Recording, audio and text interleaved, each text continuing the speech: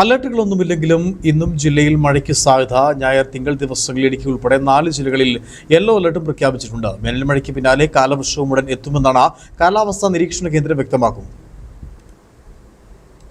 സംസ്ഥാനത്ത് ഇന്നും പരക്കെ മഴയ്ക്ക് സാധ്യത എന്ന് കാലാവസ്ഥാ നിരീക്ഷണ വകുപ്പ് ഒറ്റപ്പെട്ട നേരിയ മഴയ്ക്കാണ് സാധ്യതാ മുന്നറിയിപ്പ് നൽകിയിരിക്കുന്നത്. എന്നാൽ ഇന്ന് ഒരു ജില്ലയിലും മഴ ജാഗ്രതാ മുന്നറിയിപ്പ് പ്രഖ്യാപിച്ചിട്ടില്ല. ഞായർ തിങ്കൾ ദിവസങ്ങളിൽ ആലപ്പുഴ, എറണാകുളം, ഇടുക്കി, തൃശൂർ ജില്ലകളിൽ യെല്ലോ അലർട്ട് പ്രഖ്യാപിച്ചിട്ടുണ്ട്. ശക്തമായ കാറ്റിനും ഇടിമിന്നലിനും സാധ്യതയുള്ളതിനാൽ ജാഗ്രത പാലിക്കണമെന്ന് കേന്ദ്ര കാലാവസ്ഥാ വകുപ്പ് മുന്നറിയിപ്പ് നൽകിയിട്ടുണ്ട്. കേരള തീരത്തോട് ചേർന്ന് ന്യൂനമർദ്ദ പാത്തി രൂപപ്പെട്ടിട്ടുണ്ടെന്നും അറബിക്കടലിൽ ചക്രവാത ചുഴിയും നിലനിൽക്കുന്നുണ്ടെന്നും കാലാവസ്ഥാ നിരീക്ഷണ വകുപ്പ് അറിയിക്കുന്നുണ്ട്. ഇവയുടെ സാധ്യത ഫലമായാണ് നിലവിലെ മഴ. അതിനിടെ ശക്തമായ കാറ്റിനും ശക്തമായ ഇടിമിന്നലിനും സാധ്യത.